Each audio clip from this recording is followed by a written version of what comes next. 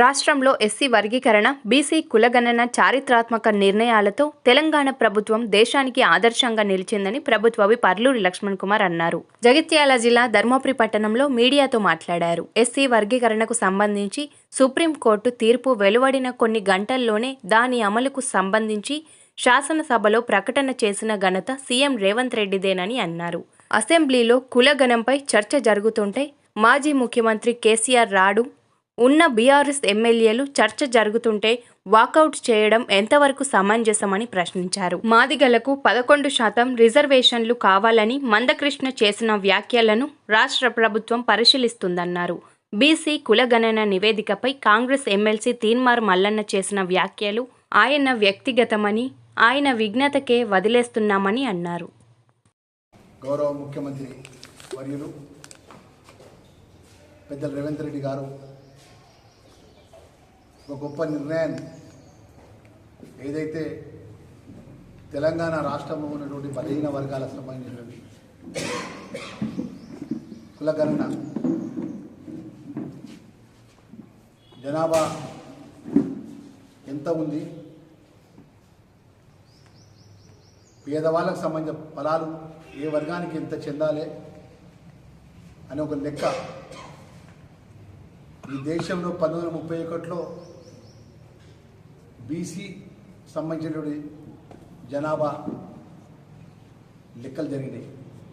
తిరిగి ఈ భారతదేశంలో ఈ రాష్ట్రంలో గౌరవ ముఖ్యమంత్రి వర్యులు ఆ రోజు అఖిల భారత కాంగ్రెస్ పార్టీ నాయకులు రాహుల్ గాంధీ గారు భారత్ జోడో కార్యక్రమాన్ని పాదయాత్రలో భాగంగా దేశంలో బలహీన వర్గాలు, దళిత వర్గాలు, అన్ని వర్గాలకు కాంగ్రెస్ పార్టీ అండగా ఉన్నటువంటి ఉంటున్నటువంటి సందర్భంలో కూడా మరి బీసీ జనగణన జరగాలి, బీసీలకు న్యాయం జరగాలని చెప్పేసేటువంటి ఒక మంచి ఆలోచనతోని 30 ఏళ్ళకెళ్ళి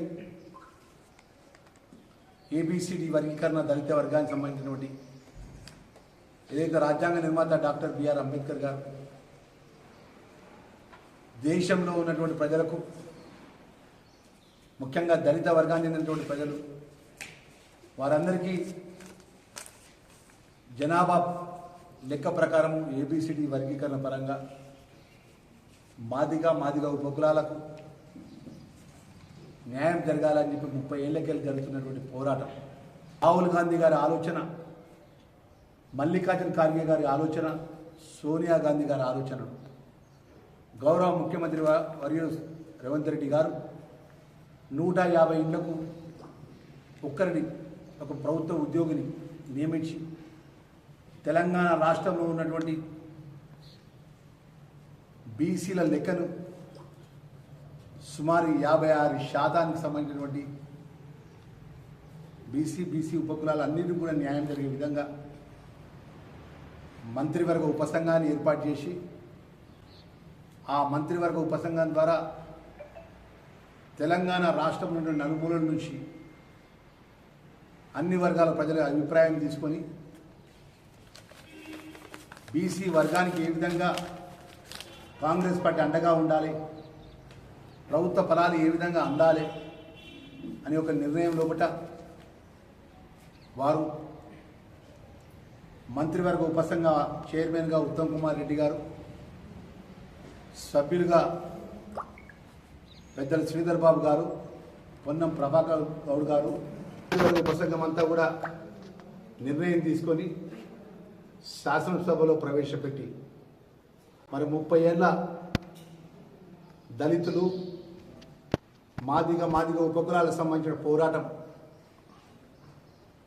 ఏబిసిడి వర్గీకరణ ఆ రోజు 2000 నుంచి 2004 వరకు ఏబిసిడి వర్గీకరణ జరిగి అప్పుడున్న ప్రభుత్వం 2004లో ఉన్న ప్రభుత్వం 2004 వరకు ఉమ్మడి ఆంధ్ర రాష్ట్రంలో కూడా చట్టాన్ని చేసి 4 సంవత్సరాలు ఏబిసిడి వర్గీకరణ అమలు చేస్తే సుమారు 18,000 మందికి ఉమ్మడి ఆంధ్ర రాష్ట్రంలో కూడా దళిత మాదిగ వర్గానికి ఉద్యోగాలు రావడం జరిగింది.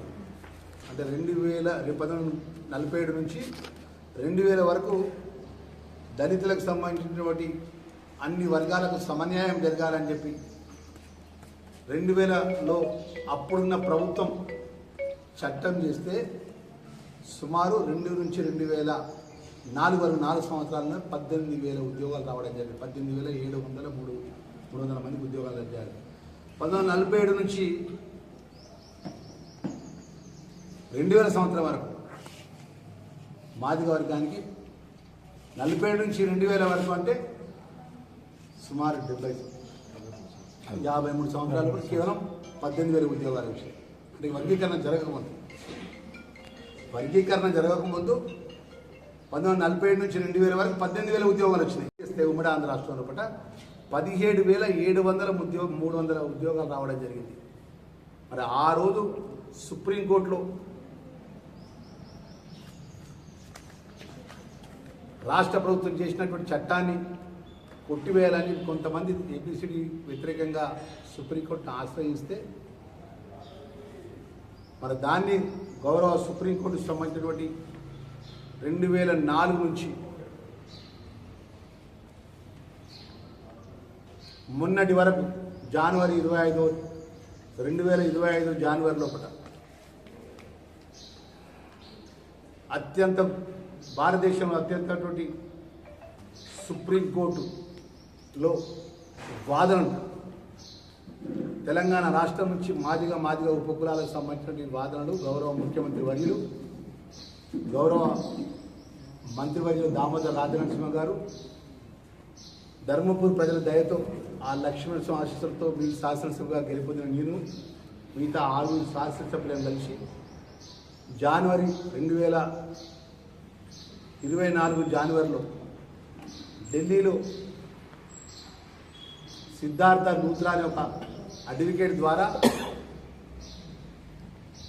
తెలంగాణ ప్రభుత్వం గౌరవ ముఖ్యమంత్రి గారిని నియమించి ఆ యొక్క అడ్వకేట్స్ యొక్క ప్రభుత్వమే వాదనకు సంబంధించిన ఫీజు కట్టి ఎందుకు వర్గీకరణ జరగాలి, వర్గీకరణ ఏబిసిడి వర్గీకరణ ఎవరికి ఏ విధంగా మేలు జరుగుతున్న విషయాన్ని వారు వాదనలు 7 జడ్జిలు ఉన్నటువంటి ధర్మాసనం నిర్మించడం జరిగింది. ఆగస్టు 1వ తారీఖు అంటే 24 జనవరిలో సుప్రీంకోర్టులో రాష్ట్ర ప్రభుత్వం ముఖ్యమంత్రి రేవంత్ రెడ్డి గారి యొక్క నేతృత్వంలో పాటు దామోదర్ రాజనరసింహ యొక్క ఆధ్వర్యంలో మేము మాదిగ శాసనసభ్యులు అందరం కూడా ఢిల్లీ సుప్రీంకోర్టుకి వెళ్ళి సిద్ధార్థ లూథ్రా అనే ఒక అత్యంత ఖరీదు గల అడ్వకేట్ని నియమించి ఈ ఏబిసిడి వర్గీకరణ అనేది దళితుల్లో ఏ వర్గానికి వ్యతిరేకం కాదు, జనాభా ప్రాతిపదిక ప్రకారం మా యొక్క లెక్క ప్రకారం మేము ఎంతమంది ఉంటో అంతమందికి మాకు హక్కు ఇవ్వాలని చెప్పేసి మా వాదన వినిపించడం జరిగింది మా తరఫున. అదేవిధంగా అక్కడ మందకృష్ణ గారు దళిత సంఘాలు కూడా వాళ్ళ అడ్వకేట్లను పెట్టి వారు కూడా వాదన వినిపించడం జరిగింది.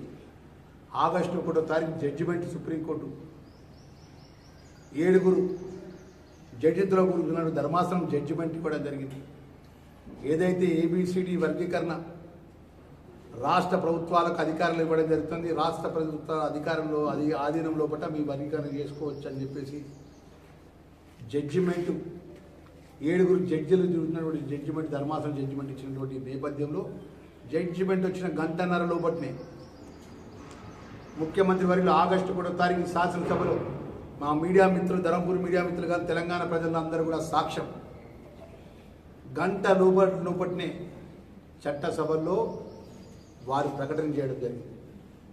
సుప్రీంకోర్టు జడ్జిమెంట్కు కాంగ్రెస్ పార్టీ ప్రభుత్వం ముఖ్యమంత్రిగా ఈ సభ నాయకునిగా నేను ప్రకటన చేస్తున్నా, ఖచ్చితంగా ఏబిసిడి వర్గీకరణ సుప్రీంకోర్టు యొక్క ఆదేశాలు అమలు చేస్తా అని చెప్పి ప్రకటించినటువంటి ఆగస్టు 1వ తారీఖు ప్రకటించి ఫిబ్రవరి 4వ తారీఖు మరి ఈ మధ్య లోపల ఈ రాష్ట్రానికి సంబంధించినటువంటి మంత్రివర్గ ఉపసంఘాన్ని ఏర్పాటు చేసి ఏదైతే బీసీ జనగణనకు సంబంధించినటువంటి ఉపసంఘానికి సంబంధించినటువంటి ఏదైతే ఉత్తమ్ కుమార్ రెడ్డి గారిని మంత్రివర్యుల్ని ఈ ఏబిసిడి వర్గీకరణకు సంబంధించినటువంటి ఉపసంఘానికి చైర్మన్గా చైర్మన్గా దామోదర్ రాజనరసింహ గారిని, అదేవిధంగా ఈ జిల్లాకు సంబంధించిన మన ప్రియతమ నాయకులు శ్రీధర్ బాబు గారిని మంత్రి గారిని, ఈ జిల్లాకు సంబంధించిన మరొక మంత్రివర్యులు పొన్నం ప్రభాకర్ గౌడ్ గారిని, సీతక్క గారిని, మల్లు రవి గారిని నియమించి తెలంగాణ రాష్ట్రంలో ఉన్నటువంటి దళితులకు సంబంధించినటువంటి ఏదైతే ఏబిసిడి వర్గీకరణ విషయం సుప్రీంకోర్టు యొక్క జడ్జిమెంట్ను అమలు చేసే విధంగా అభిప్రాయాలు తీసుకొని దాని తర్వాత రాష్ట్ర ముఖ్యమంత్రి గారు రిటైర్డ్ జడ్జి షమీం అఖ్తర్ గారి ఏకసభ్య కమిషన్ చైర్మన్ ఏర్పాటు చేసి వారి నివేదిక సమర్పించిన తర్వాత 4వ తారీఖు అసెంబ్లీలో తీర్మానం ప్రవేశపెట్టి అదేవిధంగా తీర్మానం ప్రవేశపెట్టక ముందు మంత్రివర్గంలో చర్చించి మంత్రివర్గ ఆమోదంతో శాసనసభలో తీర్మానం ప్రవేశపెడితే 2014 నుంచి 2023 వరకు మేమే రాజులం మేమే మంత్రులం అన్నటువంటి టీఆర్ఎస్ పార్టీ కేసీఆర్ సభకు రాడు. బీసీ జనగణకు సంబంధించినటువంటి తీర్మానం జరుగుతుంది, చర్చ జరుగుతుందంటే మాజీ ముఖ్యమంత్రి కేసీఆర్ సభకు రాడు. మాజీ మంత్రులు ఉన్నటువంటి టీఆర్ఎస్ నాయకులేమో ఏ కారణం లేకుండా సభను వాకౌట్ చేసిపోతారు. అంటే ఈ రాష్ట్రంలో బీసీలకు న్యాయం జరిగిన, ఈ రాష్ట్రంలో పేదవాళ్ళకు సంబంధించిన దళిత వర్గానికి న్యాయం జరిగిన వాళ్ళు ఓర్చుకోలేరు. నిజంగా వారి చిత్తశుద్ధి ఉంటే 2014 నుంచి 2023 వరకు వారే రాజులు టీఆర్ఎస్ నాయకులే.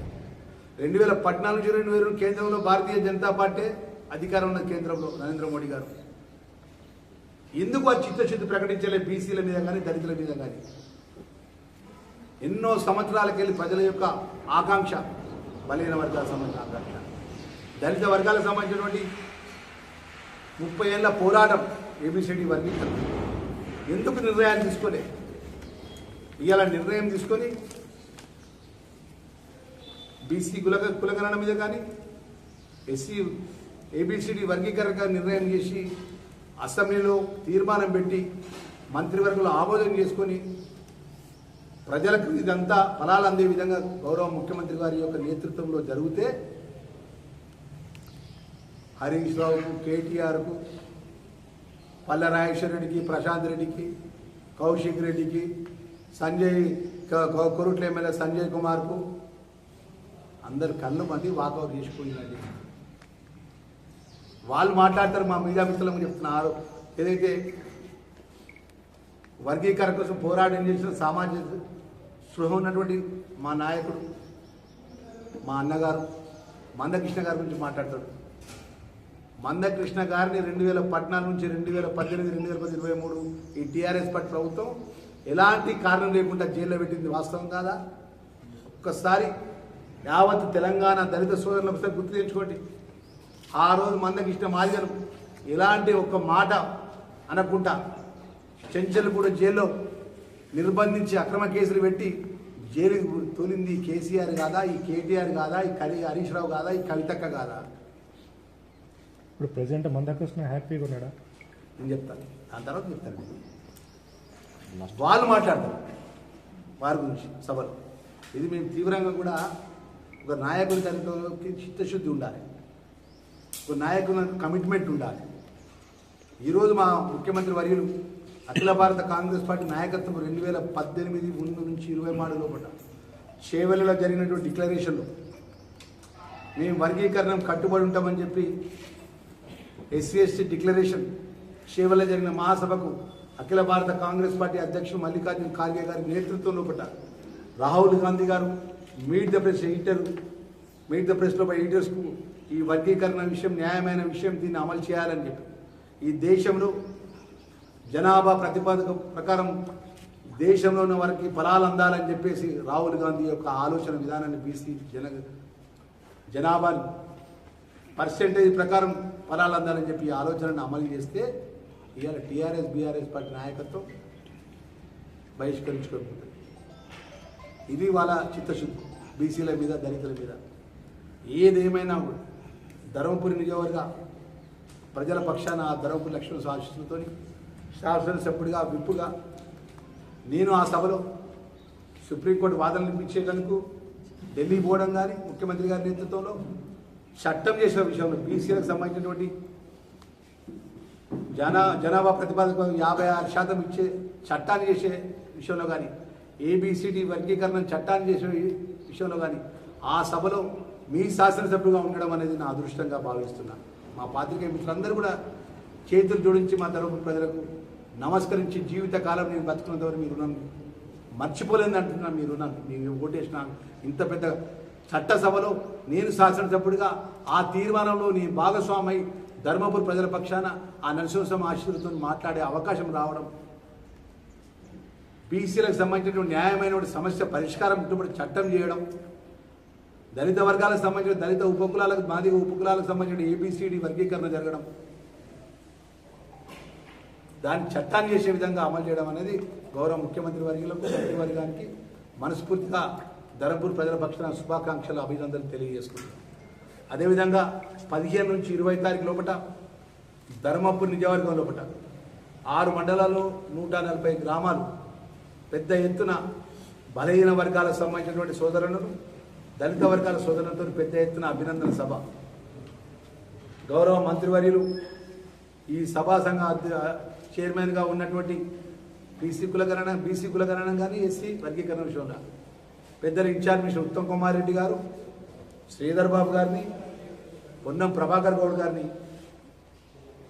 అదేవిధంగా ఈ ప్రాంతానికి సంబంధించి ప్రజాప్రతినిధులను పిలిపించి పెద్ద ఎత్తున ఈ ధర్మపురి నియోజకవర్గంలో కూడా అభినందన సభ ఏర్పాటు చేయడం జరుగుతుంది. 15 నుంచి ఫిబ్రవరి 15 నుంచి 25 లోపు ఆ డేటు టైము నిర్ణయం చేస్తా అని చెప్పేసి మరొకసారి మనవి చేసుకుంటూ, ఈరోజు 9% మాదిగ ఉప కులాలకు ఏదైతే 2011లో ఉన్న జనాభా ప్రతిపాదన ప్రకారం చట్టాన్ని చేయడం కానీ, బీసీలకు సంబంధించినటువంటి 56% చట్టాన్ని చేయడం కానీ మరొకసారి గౌరవ ముఖ్యమంత్రి వర్యులకు, గౌరవ మంత్రివర్గానికి, మొత్తం యావత్తు 119 మంది శాసనసభ్యులకు కూడా ధర్మపురి ప్రజల పక్షాన మనస్ఫూర్తిగా నేను అభినందనలు శుభాకాంక్షలు తెలియజేసుకుంటున్నాను. మరొకసారి మనవి చేసుకుంటూ, మా మిత్రుడు అడుగుతున్నారు కృష్ణ గారు సంతోషంగా ఉన్నారా అని చెప్తాను. 20 సంవత్సరాలకు ఉద్యమం నడిపినటువంటి నాయకుడిగా కొంత ఆయన వ్యక్తిగతమైన ఆలోచన పరంగా కొంత పర్సెంటేజ్ పెరిగితే బాగుండేదని చెప్పి అన్నాడు.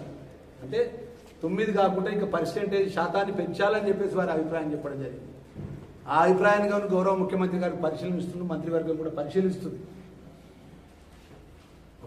ఏదైతే ఉద్యమం లోపల వర్గీకరణ జరగాలనే ఉద్యమంలో 30 ఏళ్ల నుంచి పోరాటం చేసినటువంటి మందకృష్ణ గారు చెప్పినటువంటి సూచనని ప్రభుత్వం సీరియస్గా శాసనసభ్యులందరం కూడా మీ వారి దృష్టికి తీసుకెళ్లడం జరిగింది. ఎందుకంటే ఇది ఒక గౌరవ ముఖ్యమంత్రి గారి యొక్క నిర్ణయం కాదు. మంత్రివర్గ ఉపసంఘాన్ని ఏర్పాటు చేసి ఒక రిటైర్డ్ జడ్జి గౌరవ షమీమ్ అఖ్తర్ గారిని, హైకోర్టు రిటైర్డ్ జడ్జిని ఏర్పాటు చేసి సుమారు నెలల కొద్దీ అన్ని జిల్లాలు, అన్ని మండలాలు తిరిగి ప్రజల అభిప్రాయం తీసుకొని ఈ చట్టాలు చేయడం జరిగింది తప్ప వ్యక్తిగతంగా ఎవరో ఒక ఆలోచన కాదనే విషయాన్ని కూడా తెలియజేసుకుంటాం. దయచేసి మా పాత్రికేయ మిత్రులకు ధర్మపురి ప్రజలకు మనం చేసుకుంటున్నాను. జిల్లా కాంగ్రెస్ అధ్యక్షుడిగా జగిత్యాల జిల్లాలో 18 మండలాలకు సంబంధించిన కాంగ్రెస్ పార్టీ ఆధ్వర్యంలో కూడా ప్రతి మండలంలో పెద్ద ఎత్తున ముఖ్యమంత్రి వర్యులకు, మంత్రి పెద్ద రేవంత్ రెడ్డి గారికి పెద్ద ఎత్తున అభినందన సభలు ఏర్పాటు చేయాలి. ధర్మపురి జగిత్యాల నియోజకవర్గంలో పెద్ద జీవన్ రెడ్డి గారు, అదేవిధంగా ఈ జిల్లాకు సంబంధించిన ప్రతినిధిగా జీవన్ రెడ్డి గారి నేతృత్వంలో కూడా అటు గోరుట్ల నియోజకవర్గం కానీ, అక్కడ ఉన్నటువంటి నరసింహరావు గారు కానీ, అక్కడ ఉన్నటువంటి కాంగ్రెస్ పార్టీ శ్రేణులు కానీ పెద్ద జీవన్ రెడ్డి గారి నేతృత్వంలో అక్కడ జగిత్యాలలో పెద్ద జీవన్ రెడ్డి గారు వారి నేతృత్వంలో ధర్మపురి నియోజకవర్గంలో ఉన్నటువంటి వారి నేతృత్వంలో కూడా పెద్ద ఎత్తున సభలు, అభినందన సభలు ఏర్పాటు చేస్తాము.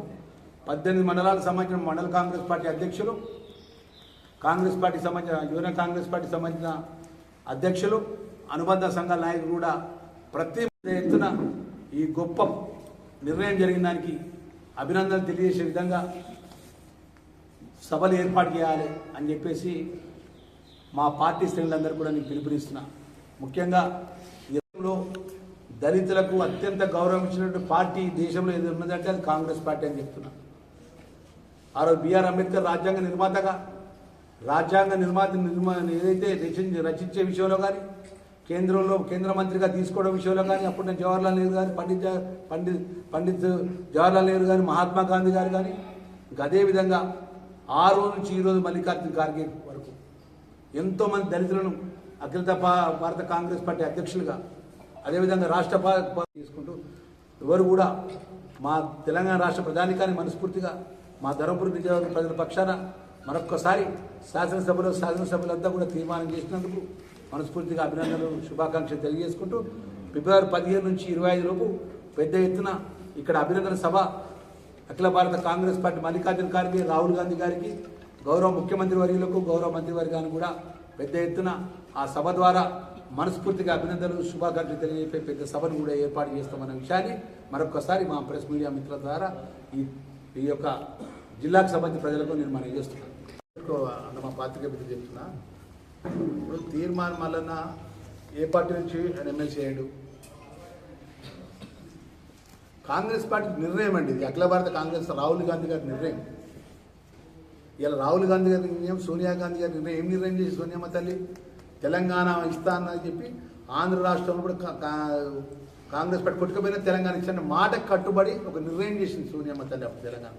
రాహుల్ గాంధీ కూడా బీసీలకు సంబంధించిన జనాభా ప్రకారం బీసీలకు మేలు జరగాలని ఒక నిర్ణయం తీసుకొని, అది భారతదేశంలో ఏ ప్రభుత్వం కూడా, ఏ రాష్ట్రంలో బీజేపీ ప్రభుత్వం ఉంది కదా, బీజేపీ రాష్ట్రంలో ఉన్నటువంటి ఏ రాష్ట్రంలో ఏ ముఖ్యమంత్రి కూడా ప్రభుత్వాలు ముందుకు రాలే. మరి బీసీ ప్రధానమంత్రే కదా, నరేంద్ర మోడీ గారు బీసీ ప్రధానమంత్రే కదా. మరి ఏ రాష్ట్రంలో ఈ జనాభాకు సంబంధించినటువంటి ఈ జనగణన ఈ నిర్ణయాలు ఎందుకు జరగలే అంటే చెప్తున్నా. ఇలా ఆయన వ్యక్తిగతమైన ఎజెండా పెట్టుకున్నాడు. ఆయన ఎవరు?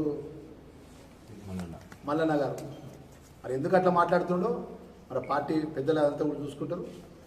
మరి ఎందుకు మాట్లాడాల్సి వస్తుందో, ఎందుకు పార్టీని తక్కువ చేసే ఆలోచన పరంగా, ఒక చట్టపరంగా 1,00,000 మంది ఉద్యోగస్తులు ఇంటిని తిరిగి మా మీడియా మిత్రులు ఒక మాట రాయాలి. ఎక్కడికి ఉద్యోగస్తులు ఆ ఇంటికి వెళ్తే ఇంటి యజమానితో సెల్ఫ్ డిక్లరేషన్ తీసుకున్నారు. మీ కుటుంబ సభ్యులంతా, మీకు ఎంత భూమి ఉన్నది, మీకు ఆమోదం చేసుకుని ఇంత నిర్ణయం చేస్తే కాంగ్రెస్ పార్టీ ఎమ్మెల్సీ ఆ తీర్మానాలను అట్లా మాట్లాడడం అనేది ఆయన విజ్ఞతగా వదిలిపెడతాను.